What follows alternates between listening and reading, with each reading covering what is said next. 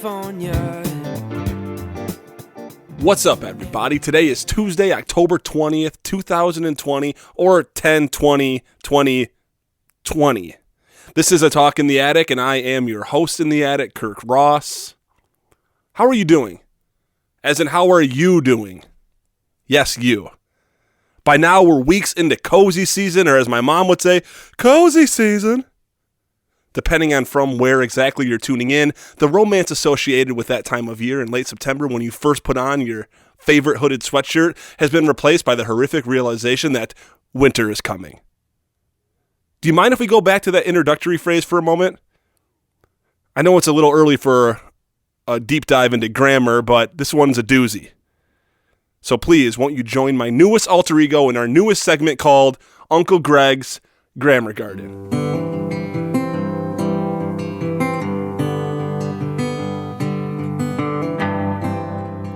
Welcome to Uncle Greg's Grammar Garden.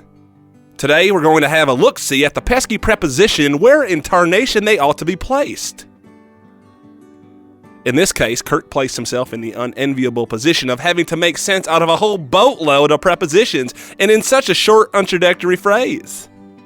And while I know y'all remember exactly what a preposition is, I'm going to submit a quick definition just as a reminder.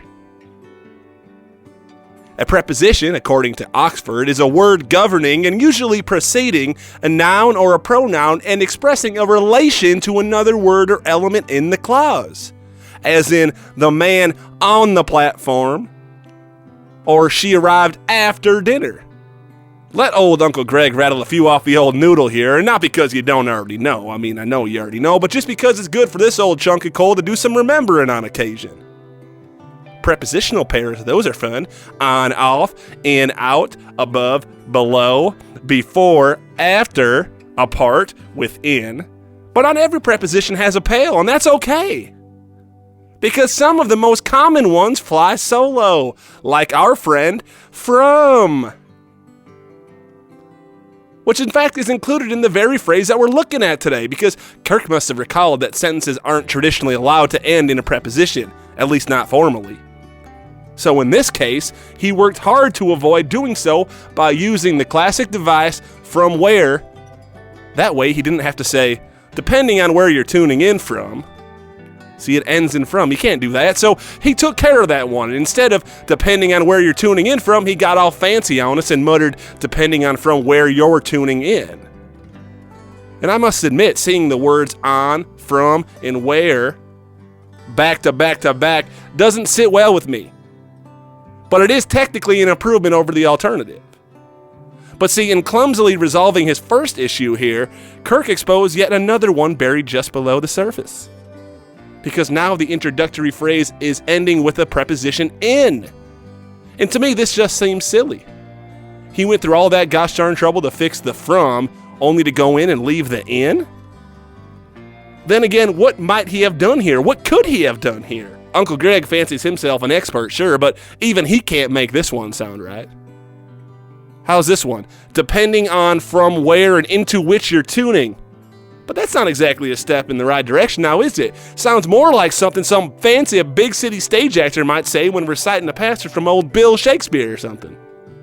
So while I'd hate to do this, particularly on my first appearance on the show, I must side here with the informal and casually accepted allowance of ending that phrase in a preposition, in from.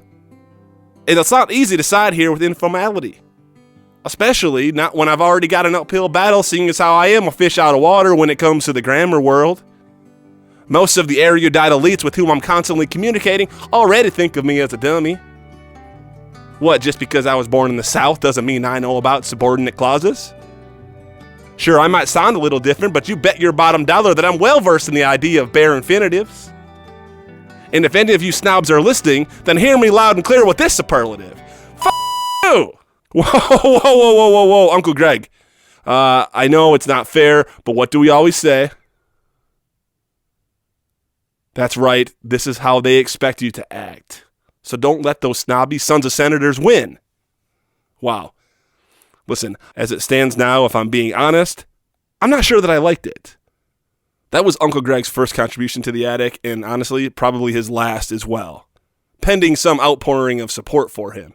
And while I disagree with the ruling on how I might have better handled that tricky phrase up top, Uncle Greg did shine a light on something that I think bears investigating.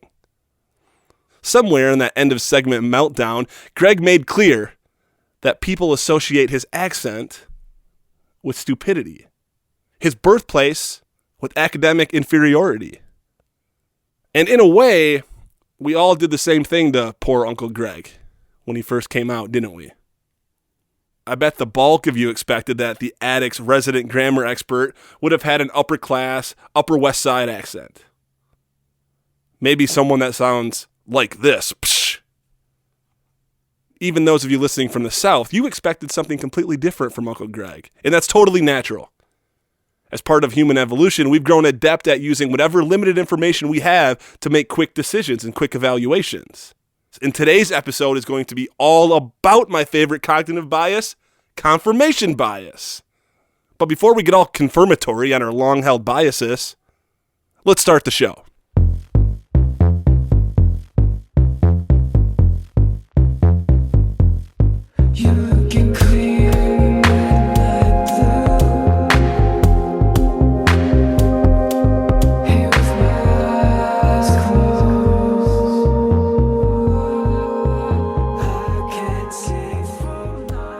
I imagine that some of you fast-forwarded through the grammar bit in search of a more comedic topic, only to find me talking about cognitive biases, but that's what we're going to do, okay? We're talking confirmation bias, but it's going to be fun. Say it quick and like you mean it. This episode is going to be fun. One more time. This episode is going to be fun. Perfect. Because now your brain will trick you into finding evidence that supports this optimistic mantra. This episode is going to be fun. And whether it actually is fun or not remains to be seen, but it's also not that important. Because it's only natural for all of us to preserve our prior held beliefs than it is to challenge or change them. And this, my friends, is a confirmed basis for confirmation bias. Let's define it more clearly. Confirmation bias is a highly prevalent cognitive bias marked by the tendency to search for, interpret, favor, and recall information in a way that only confirms or supports our prior beliefs or values. Perhaps now more than any time in history, this phenomenon is on full display. Confirmation bias explains how two people from nearly identical backgrounds can be presented with identical data and yet walk away with two completely opposite conclusions. Confirmation bias explains that in a situation like this, the conclusions at which each person arrived were simply derived from whatever conclusion they'd made on the subject beforehand. Look, the human brain likes familiarity. It seeks out familiarity. Why? Because familiar things, by and large and historically, are safer things. As an artifact of primitive survival, we still possess an inherent ability to evaluate situations the moment we are presented with an image or a sound or a smell, whatever the information. When we're presented with something familiar, our nervous system relaxes our stress response. Since after all, we've already been exposed to this and we live to see the day, so how dangerous could it be? But on the opposite side of that, when we're presented with something unfamiliar, we go into full-blown flight or fight mode. On its face and from a primitive sense, this makes total sense. It does more than make sense. It's kept us alive. So let's do a little visualization exercise. If you can do so safely, close your eyes and imagine along with me. Imagine you're pulling into your parking spot at home. Maybe you're in your driveway, maybe on the street, maybe you're pulling into your garage. Maybe you even walked or rode your bike to work today. Either way, you're finally home after a difficult day in the rat race. You grab your bag and your empty water bottle and you head for the front door. After a day full of complexity, you long for a simple night at home. You can almost taste that first sip of wine. You can feel your favorite blanket. And as you reach for the doorknob to make your way in, you think about your spouse, who hopefully will bear resemblance tonight to who he or she was when you first started dating. And while it hasn't happened in quite a while, you leave a little sliver of hope that tonight is the night that you'll be swept off your feet and waited on like royalty. And even if it doesn't happen, at least you're at home with only the things you know and love. No surprise phone calls, no bosses or clients stopping in unexpectedly. You say to yourself, home sweet home. And as you traverse through the threshold, you can almost feel the stress of the day melt away. You're almost in heaven as you continue to open your big, safe, secure, protective, familiar front door. And just as it swings fully agape, you peer up in anticipation of a familiar smile.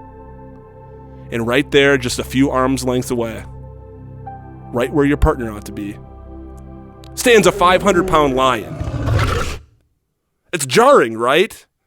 And if your primary instinct is to survive, which it almost certainly is, then your best bet here is to run. Clearly, this sort of autonomic response to a dangerous physical situation is imperative, necessary for our survival. But as our lives have grown increasingly safe from imminent danger, we humans have evolved to use these same judgment shortcuts in non-threatening situations too. Subconsciously, we make a snap judgment in every single instant that we're presented with new information. And just like we wanted to run away from the bloodthirsty lion, we tend to run away from less tangible surprises too. Maybe we don't physically turn around and run for the hills, but our brains execute a version of flight by ignoring dissonant facts, by ignoring facts that don't align with our own beliefs. And exactly how this ignorance manifests assumes infinite forms.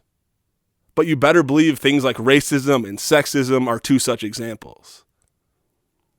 In fact, I had two experiences just yesterday that led me down this topical path today. First, I should inform you that last night marked my first experience in political phone banking. As for my overall performance, I can't say that I flipped any voters.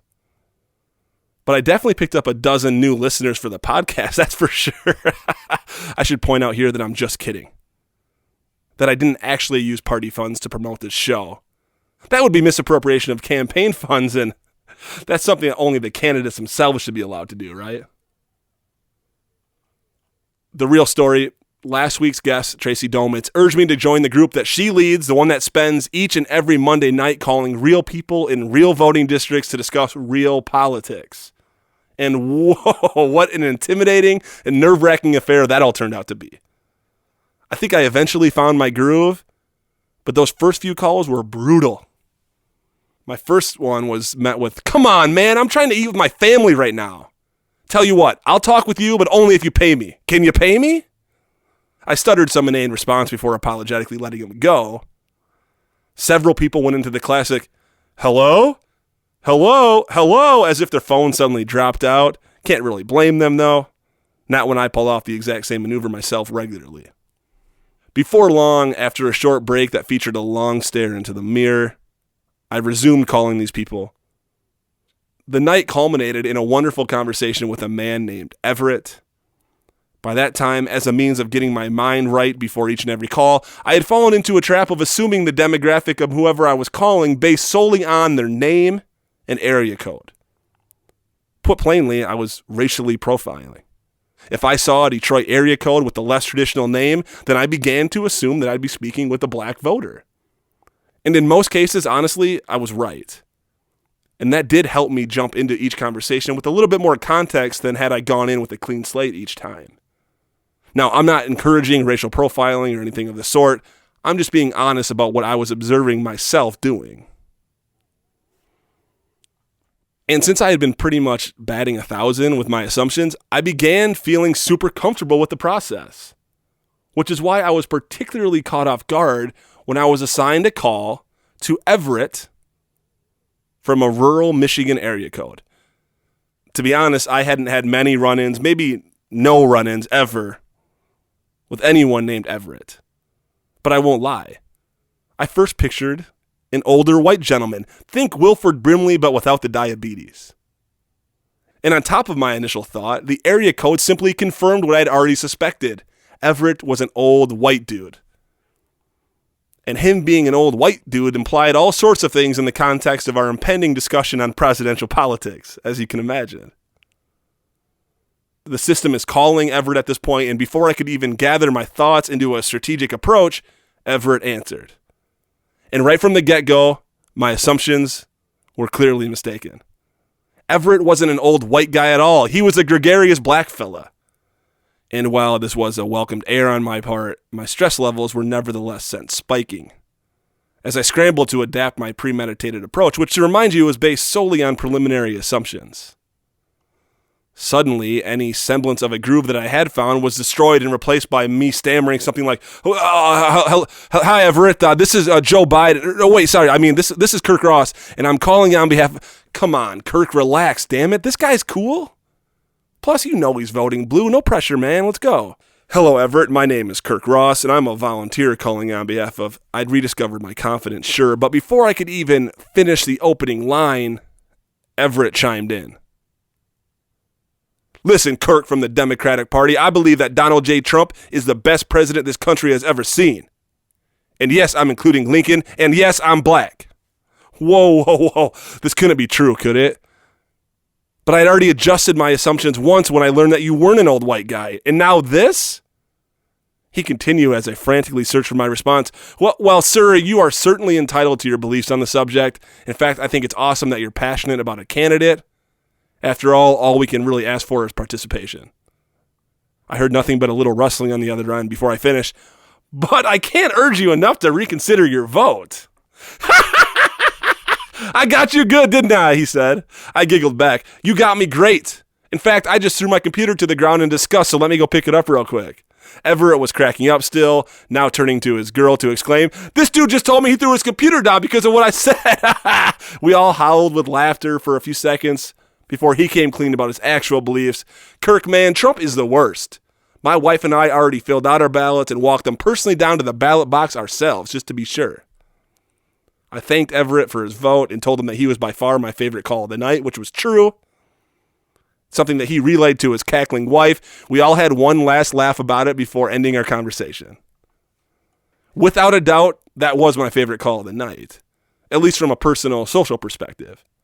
By the end of that 60-second call, I felt like Everett and I were old friends, and I bet he'd say the same. But I wasn't proud of all the prejudgment I had caught myself in, nor was I proud that I spent so much of the night making assumptions and then moving forward as if they were right. In the story with Everett, despite efforts to preserve my prior beliefs, my own personal bias was obliterated twice over.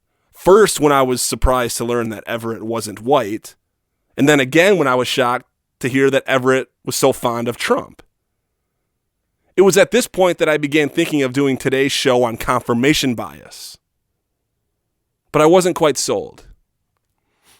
Fast forward a few hours to when Jessica and I were in bed taking down some horrific details from our favorite bedtime true crime podcast. It's more relaxing than it sounds. We were on the precipice of falling into deep sleep when 3 Grand Rapids fire trucks came barreling down our quiet street. We shot up to investigate. First, to ensure that it wasn't our place on fire, but secondly, to figure out what place was. As far as we could tell, no major house fire was visible. No smoke was in the air. It was, by all accounts, nothing more than a false alarm. At most, I quipped to Jess, partially joking, but partially not, someone's cat's probably just stuck up in a tree. We gawked for a few more minutes before closing our curtains and trying once more to get back to sleep. Jessica and I opined as to what we thought was going on across the street. I had already dug my heels in the sand and committed to the absurd idea that this giant crew of firefighters was there to rescue a tree-climbing feline. As devil's advocate, Jessica wagered that it was a small kitchen fire in the rear of the home across the street. We agreed that we'd put our curiosity to bed for now, but that we'd confirm what really happened the next day. Sleep, I thought. That's when the chainsaw fired up.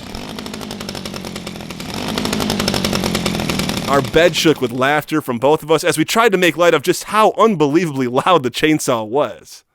Jessica bragged, "Told you it was something serious. They're using a chainsaw." I replied, No. They're just using the chainsaw to bring down the tree and rescue Mr. Whiskers. We giggled and tried again to hit the hay. Once again, we were startled into laughter, this time by the activation of the fire hydrant that resides no more than 30 feet from our pillows. This disruption was even louder than the last and therefore even more hilarious. Jessica stated with certainty this time, "Fire hydrant? Fire hose? Clearly a real fire in that house, huh?" I couldn't resist. No, the cat's down and the poor little fella's thirsty. They're just giving him a drink of water. Now, clearly I was half-jokingly defending this far-fetched position that I had formed early on in the ordeal, just as Jessica was defending hers. But this whole scenario was so perfectly aligned with the ideas that I had already begun noodling after I hung up with Everett a few hours earlier. What are the odds, I thought to myself? What are the odds that as I was actively considering writing an episode on confirmation bias, a scene like this would unfold and verify precisely what I was already looking to write about? It's almost as if I was looking at the cat/house fire situation through a biased lens. One that would confirm what I'd already begun to invest mental energy into. It's almost as if I was confirming my bias that today's show should be about confirmation bias. Clearly, that is exactly what happened here. Not really a huge deal, is it? So what is there for all of us to take away from this one today? Well, first, I think we must all acknowledge the truism that each of us is inherently biased. For 100% of us, it is 100% true. Even true to you, Mr. I don't see color. When people say they don't see color, they're either colorblind or they're lying. Secondly, if we all agree that we're all biased, then we must also acknowledge that we're all wrong about things. And thirdly, if we're all wrong about things, then we must work hard at challenging our beliefs so as to grow our personal perspectives. It's so much easier to rest on our laurels when it comes to things we already know. It's easier to listen to the same music you've been listening to since college. It's easier to hang out with the same friends that we've known since before that. And I'm not suggesting these are bad things, by the way. In fact, I'll be knocking off both of those things tomorrow when I sit down with Michael Morosi for an interview for the show, and we'll probably chat about old music. Familiar is good. But unfamiliar is good too. We're living increasingly ambiguous lives through an impossibly meta lens, a lens that in many ways has been curated into focus through social media platforms, the very foundation of which are based on algorithmic confirmation bias. We all know about the echo chamber that Facebook can become if we let it. Look, it's in all of our hard-coded DNA to employ confirmation bias. So on a subconscious level, it's unavoidable. But what we must do with this subconscious bias each and every time it moves into our conscious minds, it's incumbent upon each of us to fight the urge to take the path of least resistance. So next time we're feeling a little confirmation bias coming on, we must consciously engage a sort of rejection bias, where we explicitly look for errors in our own beliefs, hope for them even. That doesn't mean we shouldn't run away if we were to discover a line in our foyer, but whenever possible, we must consider the possibility that we're wrong, because we almost certainly are. Thanks so much for listening. Please leave a 5-star written review on Apple Podcasts if you're willing. Please also check out the YouTube channel where this particular episode and many more are available with HD footage. Peace out, y'all. IUO.